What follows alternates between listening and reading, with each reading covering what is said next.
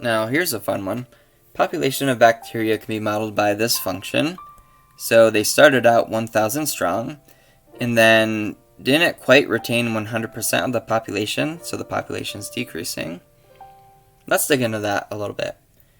So instead of the hard t 100% of the population, every unit of time t, we're only going to have 98% remaining. That's not spectacular. It seems like we lost a certain amount. So what amount did we lose? We lost 2%. So what is the decay rate for the population? We're going down by 2%. So we're not concerned with the 98% left over. So that's getting rid of those choices really. And like we said, it's 2%, making it choice B. Although 2% is equal to 0.02, that's not what 0.02% is. 0.02% is way less than 2%. It's the number 0.0002. So choice D is just meant to be misleading. It's actually B. Now for the bottom problem, what we have is Emma selling lemonade, and for every single cup of lemonade, we get some amount of profit. Cha-ching.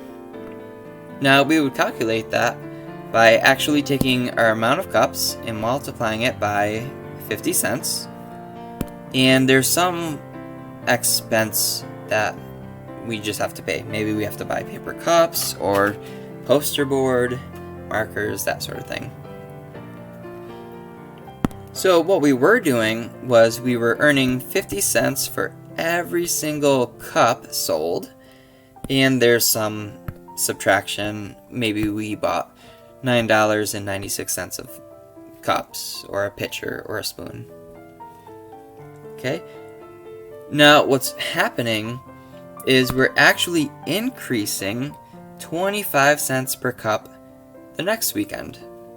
So now instead of a lowly 50 cents per single cup, what we're going to be earning is 25 cents more. So instead of 2 quarters, 3 quarters, or 75 cents for every single cup. Now we can imagine that we still had to buy those materials. Maybe we need to resupply some paper cups. So that's staying the same.